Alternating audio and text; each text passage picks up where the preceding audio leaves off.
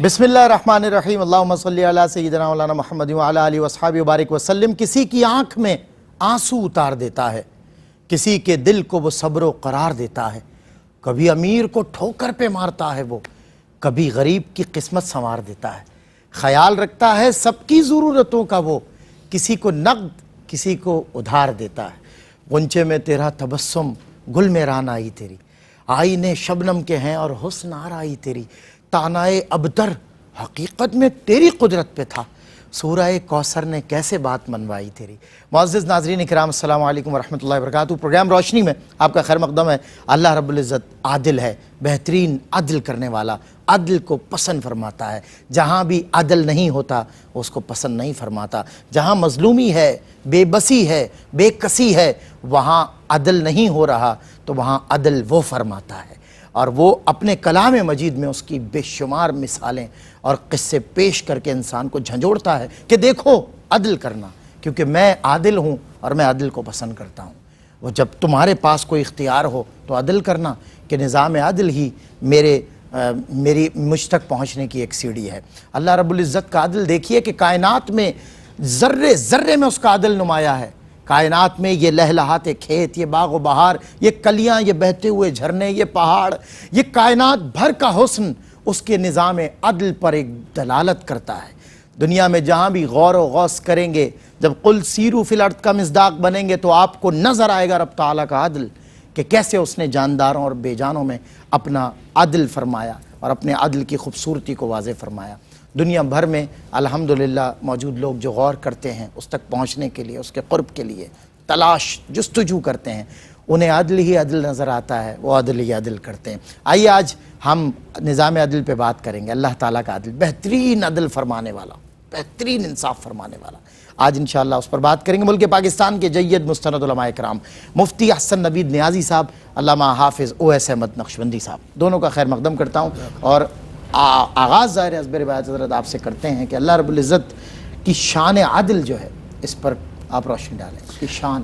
بسم اللہ الرحمن الرحیم، صلی اللہ علیہ حبیب محمد وعلی آلہ وصحبہ وبارک وسلم۔ اللہ تبارک و تعالیٰ کی شان کی کیا بات ہے، ساری شانیں اس کی سبحان اللہ، اس کی جس صفت کو دیکھیں کیا بات ہے۔ تو اللہ تبارک و تعالیٰ کے صفاتی نام جب ہم دیکھتے ہیں تو ان میں آپ نے الاسماء الحسنی کبھی اگر سنے ہوں یا پڑھے ہوں، وہ جو 99 نام جو ہے پڑھے بھی جاتے ہیں، لکھے بھی جاتے ہیں، بلکہ مصحف شریف کے آغاز میں بھی دیے ہوتے ہیں، اختتام پہ بھی دیے ہوتے ہیں، جو ہمارے ہاں چھپتا ہے مصحف شریف قرآن مجید فرقان حمید، تو اس میں ایک نام لکھا ہوتا ہے العدل، الحکم العدل۔ تو العدل جو ہے، العدل اللہ کا صفاتی نام ہے، عدل فرمانے والا۔ اور لطیف نقطہ اس کے اندر یہ ہے کہ العدل جو ہے ویسے یہ مصدر ہے، ہونا تو عادل چاہیے نا، لیکن یہ مصدر کیوں استعمال کیا ہے؟ تو جب کسی چیز میں مبالغہ ظاہر کرنا مقصود ہو تو وہاں پر اس میں فاعل کی جگہ مصدر کا صیغہ لا کے بتایا جاتا ہے، گویا یہ بتایا جاتا ہے کہ یہاں یہ سراپا عدل ہے، یہ نرا عدل ہے۔ تو العدل جو ہے وہ اللہ کا صفاتی نام ہے۔ العادل، اللہ عادل ہے، لیکن نام صفاتی کیا استعمال ہوا؟ العدل، کہ اللہ تبارک و تعالی بہت زیادہ عدل فرمانے والا ہے، یعنی اس کے اندر مبالغہ ہے جو اس کے نام ہی سے ظاہر ہو رہا ہے۔ تو اللہ تبارک و تعالی ایسا عادل ہے، ایسا عدل فرمانے والا ہے۔ اب پورے عالم کو دیکھیں، عالم کبیر کو دیکھیں یا عالم صغیر کو دیکھیں، آپ کو عدل کی کار فرمائی نظر آئے گی۔ عالم کبیر تو یہ دنیا، اور عالم صغیر جو ہے صوفیہ انسان کو کہتے ہیں۔ تو آپ عالم کبیر کو دیکھیں یا عالم صغیر انسان کو دیکھیں، آپ کو اللہ کی شان عدل ہی جلوہ آرا نظر آئے گی۔ آپ دیکھیں اللہ تبارک و تعالیٰ نے جو آنکھ رکھی ہے، جس جگہ رکھی ہے، سب سے مناسب جگہ یہی تھی۔ اگر اس کی جگہ کسی اور جگہ آنکھ ہوتی تو آنکھ کے ساتھ کیا ہوتا؟ تصور کیجئے۔ جتنے حواس ہیں ان کو اللہ تبارک و تعالیٰ نے یہاں اوپر رکھا ہے، آپ کے اوپر رکھا ہے، ان کی خاص جگہ یہی تھی۔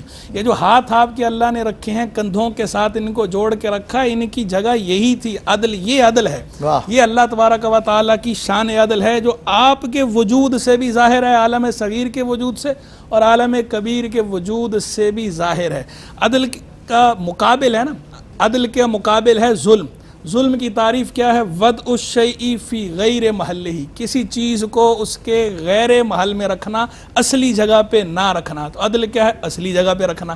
تو اللہ تبارک و تعالیٰ نے جو چیز جہاں رکھی ہے اس کے اصل مقام ہی پہ رکھی ہے، اور پوری کائنات میں آپ کو یہی نظر آنا ہے. خود اپنے وجود کے اندر آپ دیکھیں ہڈیوں کو اللہ نے بنایا ستون، کھوکھلا ستون بنایا ہماری، پھر اس کے اوپر جو ہے وہ گوشت کا غلاف چڑھایا، پھر اس گوشت کے اوپر یہ جلد کا غلاف چڑھایا ہے. اگر یہ ترتیب جو ہے برعکس کر دی جائے، الٹ دی جائے تو سارا نظام درہم برہم ہو جائے. یہاں حسن جو ہے وہ اسی کے اندر ہے، کمال اسی کے اندر ہے، عدل اسی کے اندر ہے، تو اللہ نے اس طرح رکھا ہے. یہی معاملہ جو ہے اللہ تبارک و تعالیٰ نے پوری دنیا میں رکھا ہے، کائنات میں. یہی اللہ کی شان عدل آپ کو کار فرما نظر آئے گی. اور کیوں نہ ہو کہ اللہ تبارک و تعالیٰ خود فرماتا ہے ان اللہ یأمر بالعدل، اللہ تمہیں عدل کا حکم دیتا ہے. جب وہ دوسروں کو عدل کا حکم دیتا ہے تو خود کیوں عدل نہ فرمائے؟ تو خود سب سے بڑھ کے عدل فرمانے والا ہی وہ ہے. جب یہ حکم دے رہا ہے کہ عدل کرو اور وہ عدل کو ہی پسند فرماتا ہے. اور پھر آپ مانوی اعتبار سے دیکھیں بھی تو عدل نظر آئے گا. لا یکلف اللہ نفسا الا وسعها، کسی جان کو اس کی طاقت سے بڑھ کے تکلیف نہیں دیتا. اس سے بڑھ کے عدل کیا ہے؟ اور پھر دیکھیں وَهَدَيْنَاهُ النَّجْدَيْنِ، ہم نے خیر و شر دونوں راستے جو ہے دکھا دیے، ہدایت دے دی انسان کو کہ شر کا نظام رکھا ہے تو ساتھ خیر کا نظام بھی رکھا ہے. انبیاء کرام علیہم السلام آ رہے ہیں، اس کی طرف سے کتابیں نازل ہو رہی ہیں، ہدایت کا سامان بھی پورا فراہم کیا گیا ہے. یعنی اگر ایول یہاں پر ہے، اس کی ایگزسٹنس ہے، اس کو موقع دیا ہے تو ہدایت کا بھی پورا اہتمام کیا ہے، ہر اعتبار سے عدل فرمایا ہے. نہ تو شر یہ کہہ سکتا تھا، نہ یہ شیطان یہ کہہ سکتا ہے کہ مجھے موقع نہیں دیا گیا، نہ جو ہے یہ اللہ کے جو بندے ہیں، جو نیک بندے ہیں، نہ وہ یہ کہہ سکتے ہیں کہ ہمیں موقع نہیں دیا. تو اللہ تبارک و تعالیٰ نے پورا موقع دیا. تمام چیزوں کا جو اہتمام ہے جس انداز پہ ہونا چاہیے اس انداز پہ فرمایا. اور جب ہم اس کو دیکھتے ہیں تو بے ساختہ وہی زبان پہ آتا ہے الحکم العادل. سبحان اللہ، کیا بات ہے، بہت خوب. میں علامہ حافظ اویس احمد نقشبندی صاحب کی طرف بڑھتا ہوں. اللہ تعالیٰ نے ہر شے کو عدل کے ساتھ پیدا فرمایا، اور بہترین مصور اس سے ظاہر خالق ہے وہی، اور اتنا خوبصورت خالق ہے کہ ہر شے میں اس کا عدل نظر آتا ہے. اس تناظر میں جب میں سورہ رحمان کا مطالعہ کرتا ہوں، اللہ اکبر، کیا اس کی توصیف، کیا اس کا عدل، کیا اس کی خوبصورتی. ارشاد فرمائیں. بسم اللہ الرحمن الرحیم. جی یقیناً اللہ پاک کی صفت عدل پر، انصاف پر ہم بات کر رہے ہیں، اور مفتی صاحب نے بنیادی چیزیں اس حوالے سے ذکر کی. اور جب ہم جیسے مفتی نے اس کی تعریف ذکر کی کہ عدل کہتے ہیں، انصاف کہتے ہیں کہ کسی چیز کو اس کے محل میں رکھنا، اس کی جگہ پہ رکھنا. ظلم اس کا اپوزٹ ہے، کسی چیز کو اس کی جگہ سے ہٹا دینا. اچھا سلمان بھائی، جب کسی چیز کے اندر عدل ہوتا ہے نا، اللہ کسی چیز میں عدل پیدا کرتا ہے، یا کسی بھی چیز میں ہم دیکھتے ہیں کہ وہ عدل کے ساتھ ہے، تو اس میں ایک خوبی ضرور ہوگی کہ اس میں ایکوریسی ہوگی، پرفیکشن ہوگی، حسن ہوگا، حق ہوگا، وہ درست ہوگا، وہ صحیح ہوگا. یہ جتنے لفظ میں نے بولے ہیں نا، یہ سب عدل کے مظاہر ہیں. کیا بات، بہت خوب. عدل آتا ہے، ایکوریسی آتی ہے، پرفیکشن آتی ہے، بالکل صحیح، حسن آتا ہے، بالکل صحیح، درست، حق ہونا، یہ سارے. اور جہاں عدل نکل جائے حسن ختم ہو جاتا ہے، ڈس بیلنس سب، حق ختم ہو جاتا ہے، بالکل صحیح. اور وہاں پر درست ہونا ختم ہو جاتا ہے، پرفیکشن ختم ہو جاتی ہے. اب اس تناظر میں آپ دیکھیں نا، اللہ پاک نے جو پوری کائنات کو بنایا تو وہ اسی چیز کو بتاتا ہے. الشمس والقمر بحسبان، ہم نے چاند اور سورج کو حساب سے بنایا. کیا بات ہے، سبحان اللہ، ایکوریٹ بنایا ہے. یہ بہت بڑی مخلوق ہے، لیکن یہ ایک سیکنڈ بھی ادھر ادھر نہیں ہو سکتی. اس کا حسن بھی پورا ہے، اس کا حساب بھی پورا ہے. للشمس ينبغي لها ان تدرك القمر، سورج کی مجال نہیں چاند کو پکڑ سکے. اللہ اکبر. اور نہ چاند کی مجال ہے کہ وہ سورج کو پکڑ سکے. اللہ. وہ چکر لگا رہے ہیں، چل پھر رہے ہیں، لیکن اپنی مرضی سے نہیں کہ ایک چکر زیادہ لگا لوں، ایک چکر کم لگا لوں، ذرا سا ادھر ہو کے نکل جاؤں یا ذرا ادھر ہو کے نکل جاؤں. ان اللہ یمسک السماوات والارض ان تزولا. کیا بات. آسمان، سورج اور چاند کیا، آسمان اور زمین کو اللہ نے روک رکھا ہے. واہ. آپ دیکھیں جب آسمان کی تخلیق کی بات کی، ہم نے تخلیق میں عدل کی بات کر رہے ہیں. ہم بڑا اچھا سوال کیا آپ نے. خلق السماوات والارض بالحق، اللہ نے زمین و آسمان کو حق، وہ حق کیا ہے؟ وہ عدل کا مظہر ہے. جب عدل کے ساتھ بنایا نا تو وہ حق ہو گیا. اور سورہ فرقان میں فرمایا فَخَلَقَهُ فَقَدَّرَهُ تَقْدِيرًا، خلق کل شیء فقدرہ تقدیرا، اس نے ہر چیز کو پیدا کیا ہے مگر پورے اندازے سے پیدا کیا، کیا بات ہے، تقدیر سے پیدا کیا، کیلکولیشن، کیلکولیٹ پیدا کیا ہے، اس کے اندر اس کے اندر جو ہے نا وہ بالکل ایک سیکنڈ کی چیز بھی دائیں بائیں نہیں ہے۔ اچھا انسان کو بنایا، مفتی صاحب نے چند چیزیں ذکر کی نا، آپ دیکھیں کہتا ہے لقد خلقنا الانسان فی احسن تقویم، میں نے انسان کو بنایا حسین بنایا ہے۔ اللہ، حسین کیوں ہے انسان؟ یا ایھا الانسان ما غرک بربک الکریم الذی خلقک فسواک فعدلک، واہ تجھے بنایا انصاف سے، سبحان جب تجھ میں عدل آیا اے انسان تجھ میں حسن آیا۔ واہ واہ واہ، الشمس سبحان والقمر اللہ، سبحان بحسبان والنجم سبحان والشجر یسجدان والسماء رفع، آسمان کو اٹھایا، ووضع المیزان، اس کا ترازو قائم کیا۔ اتنا بڑا آسمان ہے، کوئی پلر نہیں، او ہو، اتنا بڑا آسمان ہے ایک ذرے جگہ میں اوپر نیچے نہیں، اللہ، اتنا بڑا آسمان ہے، اتنی بڑی زمین ہے، اس میں اللہ کہتے ہیں اپنی نظروں کو لے کے جاؤ نا، جب تمہاری نظر واپس آئے گی کوئی عیب واپس لے کر نہیں آ سکتی، اور وجود تو تمہارا وہاں پہنچ بھی نہیں سکتا، لیکن تمہاری نظر ہی تہیہ کر لے۔ یہ ہے اللہ کا نظام عدل، واہ، جس پہ کائنات کا ذرہ ذرہ بنا ہے، اور اللہ پاک اس کو بنانے کے بعد اور بتانے کے بعد کیا کہتا ہے؟ اللہ تطغوا فی المیزان، میں نے تو اس کو میزان سے بنایا ہے، میرے ترازو کو بگاڑنا مت۔ اللہ اکبر، اللہ، آپ دیکھیں نا، کہتے ہیں اوزون کی وہ لہر پھٹ گئی ہے، وہ گیسز نیچے سے جا جا کے انسان نے اس کے اندر جو ہے نا خرابی تبدیلی کی ہے، اب وہ اوزون کی لہر پھٹ گئی، اس میں سے پھر نقصانات گیسز نکل رہی ہیں، تکلیف پہنچ رہی ہے۔ اللہ کہتا ہے اللہ تطغوا فی المیزان، میری فطرت کو مت چھیڑو، میرے نظام کو مت چھیڑو، جو میں نے عدل سے بنایا ہے اس عدل کو ظلم میں نہ لے کے جاؤ، خراب مت کرو۔ تو کائنات کا آپ نے جو شروع میں بات کی تھی نا، ذرے ذرے میں، پتے پتے میں، درخت درخت میں، تخلیق ہوئی ہی عدل کے ساتھ ہے، کیونکہ اس کی شان شان عدل۔ واہ واہ واہ واہ، کیا بات ہے، کیا بات ہے، اور صحیح بات ہے کہ میرا نہیں خیال، یہ سب کا خیال ہے، ہر شے میں جلوہ ریز اسی کا جمال ہے، ایک لفظ کن سے ایسی سجائی ہے کائنات، جو چیز جس جگہ ہے فقید المثال ہے۔ بریک کے بعد ہوتی ہے آپ سے ملاقات۔ خوش آمدید ناظرین، خیر مقدم میں آپ کا ایک مرتبہ پھر پروگرام روشنی میں عدل پہ بات کر رہے ہیں۔ مفتی حسن نوید نیازی صاحب سے ایک سوال کرنا چاہوں گا۔ حضرت اللہ رب العزت بروز محشر کافروں کے معاملے میں بھی جو ہے عدل فرمائے گا، عدل سے سوا نہیں، عدل سے ہٹ کر نہیں، چاہتا ہوں اس پر کچھ ارشاد۔ سبحان اللہ، اللہ تبارک و تعالیٰ کی شان عدل کا کیا کہنا ہے، اس کا جیسے میں نے پہلے کہا کہ نام ہی یہ العدل، تو العدل کی جو جلوہ آرائی ہے وہ اس عالم میں بھی ہے، اس عالم میں بھی ہے، یہاں بھی عدل ہے، وہاں بھی عدل ہے۔ تو اللہ تبارک و تعالیٰ کے تو ہر حکم سے، ہر کلمے سے، ہر فیصلے سے عدل ظاہر ہوتا ہے۔ تمت کلمۃ ربک صدقا وعدلا، تیرے رب کا کلمہ تام ہے، صدق کے اعتبار سے بھی اور عدل کے اعتبار سے بھی، جو چیز جس جگہ ہونی چاہیے، جو فیصلہ جس جگہ ہونا چاہیے وہیں ہے۔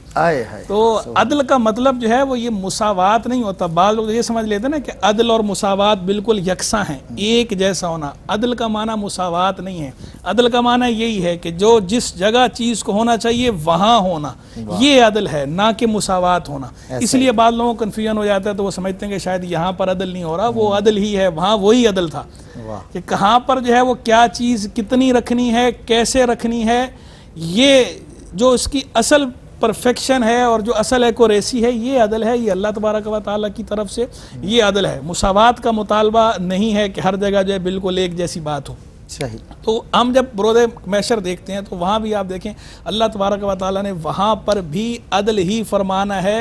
کفار کے ساتھ بھی جو معاملہ ہے خلاف عدل نہیں ہے، اللہ نے خود فرمایا وَمَا رَبُّكَ بِظَلَّامٍ لِّلْعَبِيدِ، اور تیرا رب اپنے بندوں پہ ظلم کرنے والا نہیں ہے، تیرا رب بندوں پہ اس نے خود بندے پیدا فرمائے ہیں، یہ اس کی تخلیق ہے۔ ظلم تو خیر اس سے ویسے ہی متصور نہیں، ظلم عیب ہے، وہ ہر قسم کے عیب سے پاک ہے، ہر قسم کے قبح سے پاک ہے، لیکن اگر دیکھا جائے میں برسبیل تنزل بات کروں، ویسے تو وہ ظلم سے پاک ہے ہی، لیکن یہ تو خاص اس کی اپنی تخلیق ہے، وہ تخلیق جس کو اس نے اشرف المخلوقات بنا کر بھیجا ہے، تو اس تخلیق پہ کیوں ظلم ہو؟ ظلم تو ویسے ہی اس سے متصور نہیں، اور یہاں تو یہ اس کی اپنی خاص تخلیق جو اشرف المخلوقات ہے اس پہ تو ظلم کا تصور ہی نہیں ہے، کیا ہی نہیں جا سکتا۔ تو اللہ تبارک و تعالی عدل ہی فرماتا ہے، برود محشر بھی عدل ہی فرمائے گا۔ خود فرمایا بھی ہے کہ قیامت کے روز ہم ندع الموازین القسط لیوم القیامہ، ہم جو ہے قیامت کے روز عدل کا میزان قائم کریں گے۔ فلا تظلم نفس شیئا، کسی جان پر ظلم نہیں ہوگا، نہ ایمان والی جان پر نہ کفر والی جان پر، جان جو بھی ہے ظلم نہیں ہونا، وہاں عدل ہی ہونا ہے۔ وہ حدیث کے اندر بھی ہے نا کہ اللہ تبارک و تعالیٰ بدلہ لے گا، یہاں تک کہ سینگ والی بکری نے اگر دوسری بکری کو سینگ مارا ہے اس کا بدلہ بھی اس سے لیا جائے گا، یعنی عدل ہے۔ یہاں تک کہ جانوروں تک کے معاملے میں وہاں پر عدل ہونا ہے۔ اللہ تبارک و تعالیٰ کی یہ شان وہاں ظاہر ہونی ہے، اس عالم میں بھی ظاہر ہے، اس عالم میں تو بطور خاص ظاہر ہوگی۔ اور یہ جو عدل فرمانا ہے کفار کے ساتھ عدل فرمانا ہے، آپ دیکھیں وہ دنیا تو وہ دنیا ہے، وہاں تو ہوگا ہی ہوگا، اس عالم میں بھی اللہ نے ان کے ساتھ عدل ہی فرمایا ہے۔ ایسا نہیں ہے کہ اللہ کو ماننے والا نہیں ہے، اگر وہ کافر ہے غیر مسلم ہے تو اللہ تبارک و تعالیٰ اسے رزق نہ عطا فرمائے، یا اللہ تبارک و تعالیٰ اسے ذہانت عطا نہ فرمائے، یا اللہ تبارک و تعالیٰ اسے حسن و جمال عطا نہ فرمائے، یا اللہ تبارک و تعالیٰ اسے مال و دولت عطا نہ فرمائے، یا اللہ تبارک و تعالیٰ اسے زمین میں عہدہ اور منصب عطا نہ فرمائے۔ اللہ نے یہ ساری چیزیں اس عالم میں اس دنیا میں بھی غیر مسلموں کو دی ہیں، محروم نہیں رکھا۔ وہ رب العالمین ہے، صرف رب المسلمین نہیں ہے، عالمین کا رب ہے۔ قرآن مجید فرقان حمید کا آغاز ہوتا ہے سورہ فاتحہ سے، پہلی آیت ہی بتاتی ہے الحمدللہ رب العالمین، تمام حامدین کی تمام زمانوں میں تمام تعریفیں اس اللہ کے ساتھ خاص ہیں جو عالمین کا رب ہے۔ تو عالمین میں غیر مسلم بھی شامل ہیں، کافر بھی شامل ہیں، اس عالم سے باہر نہیں ہے۔ تو اس کا جو فضل ہے اور جو اس کا عدل ہے کہ دیکھیں کہ یہاں یہ نہیں کہ صرف نہ دیتا، کون اس سے پوچھنے والا ہے؟ اس سے پوچھنے والا کون ہے؟ جو باغی ہوتے ہیں، باغیوں کو مراعات نہیں دی جاتی دنیا میں۔ اللہ، یہ قانون ہے، یہ قانون ہے، یہ قانون ہے کہ باغیوں، تو اس پر کوئی یہ سوال نہیں کھڑا کرتا، کوئی اس پر یہ نہیں کہتا کہ یہ جو باغی ہے اس کو یہ حق نہیں دیا گیا، وہ کہیں گے ہاں بھائی صحیح ہے، صحیح کیا باغی کے ساتھ۔ تو اللہ تبارک و تعالیٰ بھی غیر مسلم کو اگر یہ نعمتیں عطا نہ فرماتا اس دنیا میں تو یہ فیصلہ بھی حق ہی ہوتا، یہ بھی عدل ہی ہوتا، کوئی اس پہ سوالیہ نشان قائم نہیں کر سکتا تھا۔ لیکن یہ اس کا کمال عدل ہے کہ اس نے پھر بھی غیر مسلموں کو بھی اسی طرح موقع عطا فرمایا ہے اس دنیا میں جیسے مسلمانوں کو عطا فرمایا ہے، جیسے مسلمانوں کو حسن و جمال دیا، بالکل اس کو موقع دیا، اور کسی بھی وقت جو ہے وہ اس کے دل پہ اگر چوٹ لگ جائے، اس کا ذہن جو ہے گھوم جائے، وہ آ جائے اس عالم میں تو یہاں کی نعمتوں سے بھی حصہ پا لے گا اور اس عالم کی نعمتوں سے۔ آپ کی گفتگو سے سمجھ آ رہا ہے الرحمن الرحیم جو ہے وہ تو اس دنیا میں بھی رحمت کرنے والا ہے، اس دنیا میں بھی رحمت کرنے والا ہے۔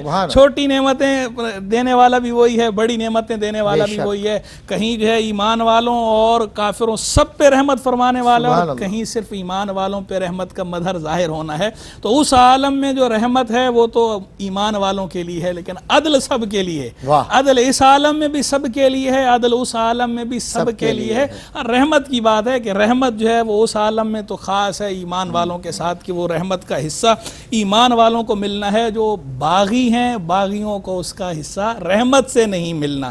تو بس اللہ تبارک و تعالی ہمارا ایمان سلامت رکھے، اور اللہ تبارک و تعالی جو غیر مسلم ہیں ان کو بھی ایمان کی دولت عطا فرمائے۔ ہمارا دل کشادہ ہونا چاہیے، ہم تو سب کے لیے سب کو دعوت دیں، سب کو دعوت دیں، حکمت کے ساتھ دعوت دیں۔ خود قرآن نے فرمایا ادعو الی سبیل ربک بالحکمۃ والموعظۃ الحسنہ، اور نبیوں کا کام یہ ہے دعوت دینا، تبلیغ کرنا، لوگوں کو اللہ کی توحید کی طرف بلانا۔ انبیاء کرام علیہ السلام کا کام یہ ہے، انبیاء کرام کے ماننے والوں کا، فالوورز کا، اور بالخصوص جو دعات ہیں، جو مبلغین ہیں، ان کا کام بھی یہی ہے، تو اس طرف بلانا چاہیے۔ تو بہرحال اللہ تبارک و تعالی اس عالم میں بھی عدل فرما رہا ہے، اس عالم میں بھی عدل ہی فرمائے گا۔ غیر مسلموں کے خلاف بھی عدل ہی ہونا ہے، ظلم کا تصور وہاں نہیں۔ سبحان اللہ۔ اور بہت اچھی بات اختتام پہ آپ نے، مسلمان جہاں جس حالت جس حلیے میں ہوتا ہے نا، وہ دعوت و تبلیغ کا سلسلہ نہیں چھوڑتا، وہ اپنی دعوت، اپنی حکمت اور اپنی مصلحت سے غیر مسلموں کو دائرہ اسلام میں داخل کر لیتا ہے۔ یہ صفت انبیاء جو آپ نے بتائی کہ ان کے دسترخوان پر بیٹھا کرتے تھے انبیاء کرام، اور اپنے دستر پہ بھی بلایا کرتے تھے، اور پھر اللہ کی طرف بلایا کرتے تھے، اور وہ آ جایا کرتے تھے۔ حکمت عملی، پیار، محبت سے آپ اللہ کی طرف دعوت دیں۔ اس لیے یہ بھی ایک فریضہ ہے آپ کا جو آپ کو سر انجام دینا ہے۔ علامہ اویس احمد نقشبندی صاحب تشریف فرمائے، جو نظام اللہ رب العزت نے عطا فرمایا، جو سسٹم عطا فرمایا، میں تو کہتا ہوں نظام کیا کمپلیٹ وے آف لائف، مطلب آپ کا ایک every step of your life اس نے سمجھا دیا. بہرحال جو نظام سمجھایا اس کو بھی بہترین عدل کے ساتھ اللہ رب العزت نے اور رسول اللہ نے اس کو پریزنٹ کیا. تو میں چاہتا ہوں اس نظام پر بات ہو، جو نظام ہے نا وہ نظام عدل جو ہے. اللہ اکبر. بسم اللہ الرحمن الرحیم. سلمان بھائی، آپ نے اسٹیپ بائی اسٹیپ بڑی خوبصورتی کے ساتھ عدل کے حوالے سے جو سوالات کیے، آپ نے عالم میں جو عدل ہے، پھر اس کے بعد تخلیق میں جو عدل ہے، قیامت کے دن جو عدل ہے، مفتی صاحب نے دنیا میں جو عدل ہے، ہم نے بہت ساری جہتوں سے بات کی. میرے خیال میں اب جو آپ نے سوال کیا ہے، یہ ان سارے سوالات کا ڈائریکٹ ایک نچوڑ ہے سننے والوں کے لیے، کنکلوژن، کیونکہ وہ ایک نظام سے جڑے ہوئے نا، تو وہ خود بھی تو انصاف کریں نا، جس کی ہم نے بات کی اللہ تطغوا فی المیزان. اپنی زندگی بھی تو پھر انصاف سے گزارے نا. جب آسمان انصاف پہ ہے، زمین انصاف پہ ہے، ہر چیز جب انصاف پہ ہے تو بندہ کدھر ہے؟ تو اس کے لیے جو نظام دیا وہ بھی انصاف پر مبنی ہے.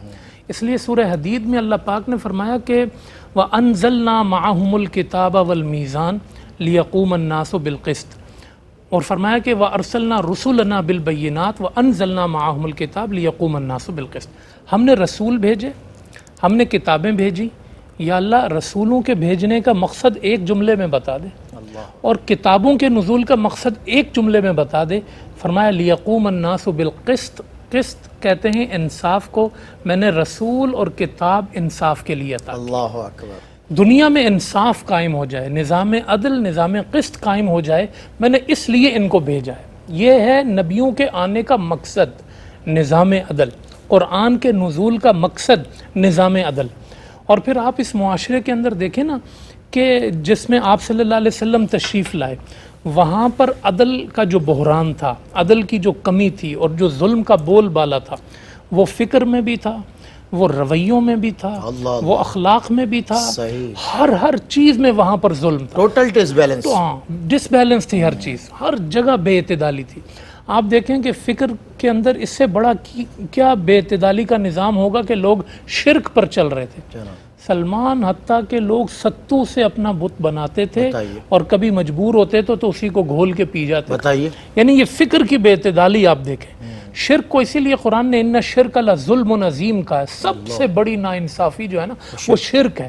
جب حضور تشریف لائے اللہ کا نظام لے کے، تو پھر یہ بے اعتدالی ختم ہوئی، اور کل هو اللہ احد، ایک اللہ کا نظام قائم ہو گیا. ایک خدا لائے، ایک سسٹم لائے، ایک نظام لائے، ایک نظام لے کر آئے. وہ نظام ایک اس لیے ہے کہ وہ نظام عدل ہے. واہ. وہ توحید کا نظام انہوں نے قائم کیا. آپ اخلاق اور رویوں کے اندر دیکھیں کہ ایک خاتون کا جو، عورت کا جو تصور تھا اس معاشرے کے اندر، کہ کہیں پر تو یہ تھا کہ سوتیلی مائیں بھی جو ہے نا وہ وراثت میں تقسیم ہوتی تھی، ان کے ساتھ نکاح کیا جاتا تھا. کہیں اس کو انسان ہی نہیں سمجھا جاتا تھا.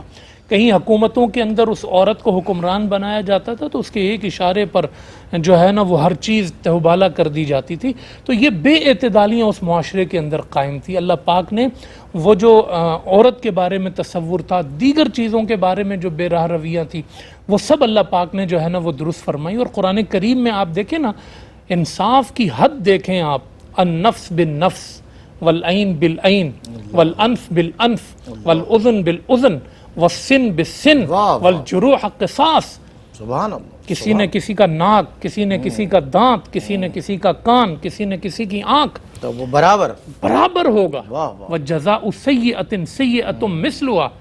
یہ نہیں کہ جواب دیتے ہوئے پھر ہم جو کرنا چاہیں کر سکتے ہیں، نہیں. وجزاء سیئۃ سیئۃ مثلھا. دانت کے بدلے دانت، ناک کے بدلے بالکل برابر. اور عدل سے بڑھ کے اگر کسی میں صفت فضل ہو اللہ کی، وجزاء سیئۃ سیئۃ، یہ برائی کا بدلہ تو برائی کے بدلے برابر ہے، آپ بدلہ اتنا ہی لے سکتے ہیں. فمن عفا، ہاں یہ آئی نا بات، جس نے معاف کر دیا. سبحان. ابھی تو ہم دیکھو نا عدل کی بات کر رہے ہیں، عدل کا چونکہ ہم بات کر رہے ہیں. فمن عفا، ہاں، جس نے احسان کا درجہ اختیار کیا. یہ قرآن کی ایک الگ اصطلاح ہے، احسان. فمن عفا واصلح فاجرہ علی اللہ انہ لا یحب الظالمین.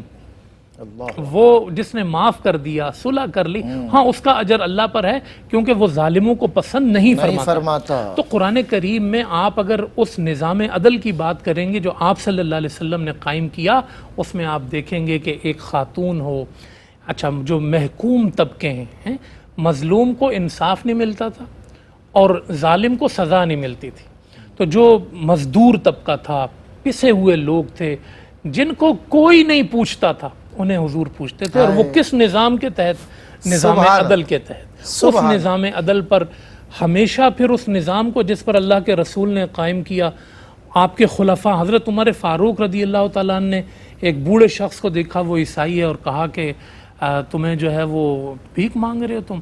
تو کہا جوانی تو جو ہے وہ جزیہ دیتے دیتے گزر گئی، اب تو کہا بھئی وہ جوانی ہم نے اس کی لے لی، جزیہ لے لیا، اب اس کا خیال کون رکھے گا؟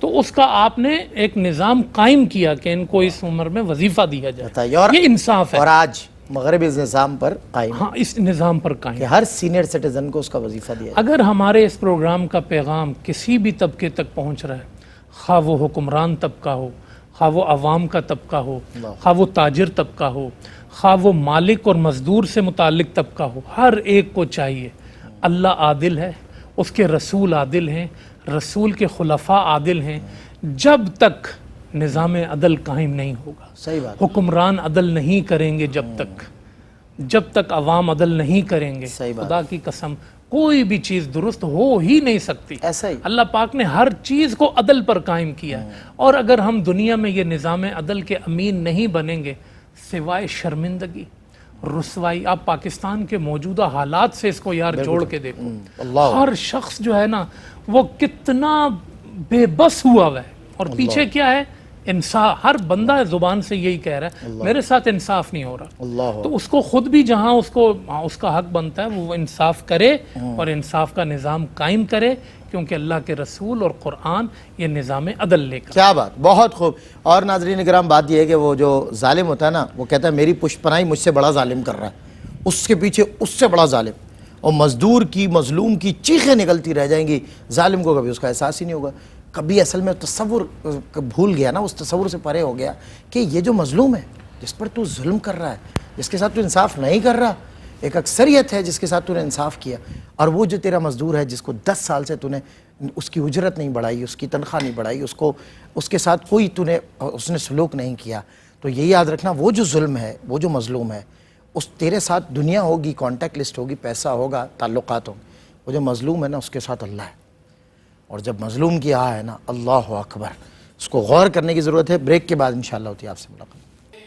جی ویلکم بیک ناظرین، خیر مقدم ہے آپ کا آخری حصہ ہمارے پروگرام کا، مختصر دورانیے کا۔ اس میں بھی میں چاہتا ہوں کہ علماء کرام سے کچھ نہ کچھ آگہی کا سفر ہم طے کر لیں اور کچھ سیکھ لیں۔ مفتی صاحب قبلہ، یہ اللہ رب العزت خود بھی عادل ہے اور عدل کو پسند بھی فرماتا ہے، شاید اس تناظر میں کچھ بات ہو۔ اللہ تبارک و تعالیٰ نے یہ ارشاد فرمایا، اللہ تبارک و تعالیٰ خود عدل فرمانے والا ہے، جو کتاب اس نے نازل فرمائی ہے وہ بھی عدل والی ہے، اور اس کتاب میں اللہ نے فرمایا کیا ہے؟ اللہ فرماتا ہے اللہ الذی انزل الکتاب بالحق والمیزان، اللہ وہ ہے جس نے اس کتاب کو حق کے ساتھ اتارا ہے، قرآن کو، اور میزان کو اتارا ہے۔ اللہ نے میزان کو اتارا ہے، یعنی ہم سے مطالبہ ہے کہ ہم نے بھی عدل ہی کرنا ہے، اس میزان پہ تول کر کرنا ہے۔ دوسری جگہ اللہ تبارک و تعالیٰ نے فرمایا ان اللہ یأمر بالعدل والاحسان، بے شک اللہ حکم دیتا ہے عدل کا اور احسان کا، اور یہ ہر معاملے میں ہے، افکار کے معاملے میں بھی عدل کا حکم ہے، اقوال کے معاملے میں بھی عدل کا حکم ہے، افعال کے معاملے میں بھی عدل کا حکم ہے، گھر میں بھی عدل کا حکم ہے، گھر سے باہر بھی عدل کا حکم ہے۔ آپ دیکھیں جہاں ایک سے زائد شادیوں کی اجازت دی تو آگے کیا فرمایا؟ فَإِنْ خِفْتُمْ أَلَّا تَعْدِلُوا فَوَاحِدًا، اگر تمہیں عدل نہ کرنے کا خوف ہو، یہ اندیشہ ہو کہ عدل نہ کر پاؤ گے، تو پھر بس ایک ہی سے نکاح کر سکتے ہو، وہاں بھی یعنی عدل ضروری ہے۔ اولاد کے مابین بھی عدل کا فرمایا، اے دلو، حدیث مبارک ہے، حضور جان عالم علیہ السلام نے فرمایا اے دلو بین اولادکم، اے دلو بین ابنائکم، اپنی اولاد کے مابین عدل کرو، اپنے بچوں کے مابین عدل کرو۔ وہ حضرت نعمان بن بشیر کی مشہور روایت کہ وہ جب حضور جان عالم صلی اللہ علیہ وسلم تشریف لائے تو انہوں نے عرض کیا کہ میں نے یہ اپنی خوشی سے بچے کو ایک جو ہے وہ غلام دیا ہے، تو آپ نے پوچھا کیا سب بچوں کو دیا ہے؟ انہوں نے بتایا نہیں، تو فرمایا فرجے ہو، لوٹاؤ، اسے واپس لے لو، یعنی سب بچوں کو دو، سب برابر برابر عدل کرو، سب کے ساتھ عدل کرو، گھر میں بھی۔ اور صحیح مسلم کی جو حدیث میں فرمایا جو انصاف کرنے والے ہیں، عدل کرنے والے ہیں، قیامت کے روز نور کے ممبروں پر فائز ہوں گے۔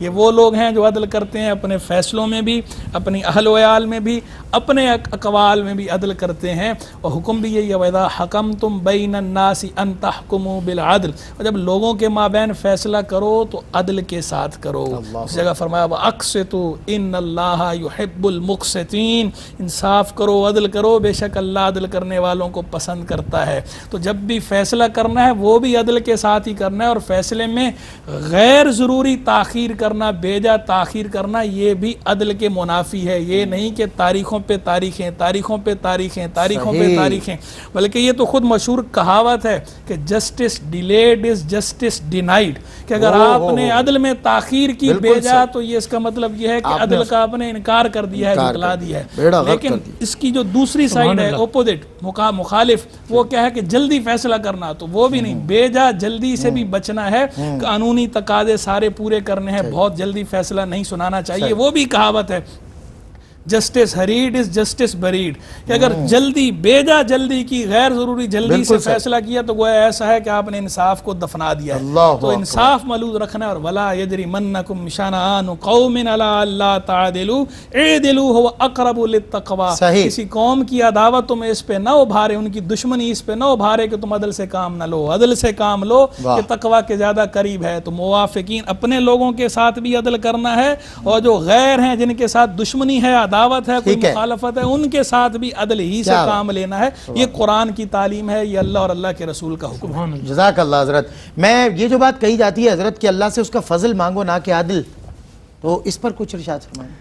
عدل کے حوالے سے بڑی جتنا ممکن ہو سکا تفصیل سے بات کی گئی الحمدللہ۔ اب آپ نے اس سوال کو جو ہے نا وہ آپ سمجھیں کہ عدل سے آپ عشق پہ لے آئیں۔ ہم پلہ قافیے پہ لے آئے، عدل اور فضل، عشق آپ نے خوبصورت لفظ استعمال کیا۔ اب دیکھیں نا، اللہ پاک خود قرآن کریم میں کہتا ہے کہ وَاسْأَلُوا اللَّهَ مِن فَضْلِهِ، اس نے حکم عدل کا ہی دی ہے، لیکن کہتا ہے جب مجھ سے سوال کرو نا تو فضل کا سوال کرو۔ اور پیارے آقا صلی اللہ علیہ وسلم بھی فرمایا کرتے تھے کہ اللہ سے جب بھی مانگو نا اس کا فضل مانگو، اور فرمایا جو بندہ بھی جنت میں داخل ہوگا اور دوزخ سے بچے گا وہ اللہ کے فضل کی وجہ سے۔ اللہ اکبر۔ اور کہا، حضور علیہ السلام سے پوچھا یا رسول اللہ آپ بھی؟ کہا میں بھی۔ اللہ اکبر۔ اب بتائیے، اب بتائیں میری اور آپ کی کیا بات ہے؟ نیکیوں پہ تکبر کرنے والا انسان ہے، اس کا خلاصہ کیا نکلا کہ اللہ کا حق ادا کرنا یہ بندے کے لیے ممکن ہی نہیں ہے۔ آپ دیکھیں نا حضور صلی اللہ علیہ وسلم جب اللہ کی حمد کرتے تھے تو کیا انہوں نے ایک ذہن بنایا ہمارا، اللہ کی یوں حمد کرتے تھے، یا اللہ جو تیری شایان شان ہے۔ سبحان اللہ۔ یعنی ہم اللہ کی نہ حمد کا حق بیان کر سکتے ہیں نہ اس کی بندگی کا حق ادا کر سکتے ہیں۔ بے شک۔ تو جب بندگی کا حق ہی ادا نہیں ہو سکتا، ہم کون ہوتے ہیں اللہ سے عدل مانگنے والے؟ اللہ اکبر۔ عدل کرے تھے تھر تھر کمن، اچیاں شانہ والے، فضل کرے تھے بخشے جاون میرے جے منہ کالے۔ تو اللہ سے جو ہے نا فضل ہی مانگنا چاہیے، کیونکہ عدل اگر ہمارے ساتھ عدل ہو نا اس دنیا کے اندر، آپ دیکھیں نا یار، ایک بندہ یہ کہہ رہا تھا کہ میرے پاس گاڑی ہے اور میں جو ہے نا ایک سائیکل کے ہی لائق ہوں۔ میں نے کہا تم سائیکل کے بھی لائق نہیں، بندہ کس لائق ہے؟ کس لائق ہے؟ بندے کی کوئی حیثیت نہیں ہے، یہ جو اس کے پاس، یہ جو اس کے آرگنز ہیں وہ ان کے قابل بھی نہیں، کسی قابل نہیں ہے بندہ۔ یہ اللہ نے نوازا، اس کے فضل کی شان جاری و ساری ہے، اس نے اپنے فضل ہر چیز پہ فضل کیا ہوا ہے۔ اور آخرت میں بھی کوئی عمل کی بات نہ کرے، کوئی عدل کی بات نہ کرے، کوئی بات کرے تو فضل کی بات کرے۔ اور پیارے آقا صلی اللہ علیہ وسلم یہ جو شفاعت فرمائیں گے نا، یہ بھی خلاف عدل نہیں ہے، یہ فضل ہے، فضل ہے، یہ خدا کا فضل ہے کہ اس نے حبیب ایسا بنایا کہ اس حبیب کو کہا کہ سل تو عطا، اشفع تو شفع، مانگ عطا کیا جائے گا، شفاعت کیجئے، شفاعت قبول کی جائے۔ یہ کس کا فضل ہے؟ شفاعت مصطفیٰ فضل خدا ہے، بے شک، سبحان اپنے بندوں پر۔ سبحان اللہ، سبحان اللہ۔ یہ اس نے فضل کر دیا ہے کہ اس نے مصطفیٰ عطا کر دیے، نبی عطا کر دیے، حافظ عطا کیے، شہید عطا کیے۔ یہ قیامت کے دن جو ہے نا سفارش کر کے بس کسی بہانے ہو رب تو بخشنا چاہتا ہے. ہاں ہاں ہاں واہ اس لیے وہ کہتا ہے ان اللہ لا یغفر ان یشرک بہ ویغفر ما دون ذلک لمن یشاء. مشرک کو نہیں بخشوں گا، باقی جس کو چاہوں گا بخش دوں گا. اللہ اکبر. یہ اس کا فضل ہے. سبحان اللہ سبحان اللہ. علامہ صاحب بہت شکریہ، مفتی صاحب کمال ماشاءاللہ آپ دونوں حضرات نے گفتگو فرمائی. اللہ تعالیٰ آپ لوگ کے علم میں اور مزید اضافہ فرمائے. ناظرین کرام، یہاں بات جب شفاعت مصطفیٰ کی ہوتی ہے، وہ جو ہم تو ظاہر ڈیپینڈنٹ ہیں، ہم تو ماتحت ہیں، ہم تو محکوم ہیں. ہمارے بادشاہ اللہ اکبر مصطفیٰ کریم ہے، اور مصطفیٰ کریم نے فرمایا ایک ہی بادشاہ ہے، ایک ہی بادشاہ، اور وہ ہے. اتنے سارے خداؤں کے ماننے والوں میں رسول اللہ آئے اور کہا ایک ہی ہے، یہ سب نہیں ہے، ایک ہی ہے. یہ میری شفاعت جو شفاعت حضرت مصطفیٰ ہے، یہ دراصل فضل خدا مصطفیٰ ہے. خدا کا فضل نہ ہو تو رسول اللہ کی شفاعت بھی نہیں ہے. خدا کا فضل نہ ہو، خدا کی رحمت نہ ہو تو پھر کچھ بھی تمہارے پلے نہیں ہے. رسول اللہ فرما رہے ہیں کہ میں بھی اللہ کے فضل سے جنت میں جاؤں گا. اللہ اکبر. یہ اتنا سا انسان جس کی کوئی حیثیت ہی نہیں ہے، اتنی سی اپنی ریاکار نیکیوں پر کبر پیدا کر لیتا ہے اپنے اندر اور سمجھتا ہے کہ وہ اپنی نیکیوں سے جنت میں جائے گا. اللہ اکبر اللہ اکبر. اللہ تعالیٰ ہمیں اپنا فضل عطا فرمائے، اپنا خوف عطا فرمائے، اور مصطفیٰ کریم صلی اللہ علیہ وسلم نے جو عقیدہ توحید، جو مائے توحید پلائی نا مصطفیٰ نے، اللہ اس کے جامع میں عطا فرمائے. توحید کو کبھی فراموش نہ کرنا کہ وہی رسول اللہ کی پوری زندگی کا نچوڑ ہے. آپ توحید ہی لے کر آئے تھے، توحید ہی دے کر گئے، توحید کا ہی آپ نے درس دیا. السلام علیکم ورحمۃ اللہ وبرکاتہ.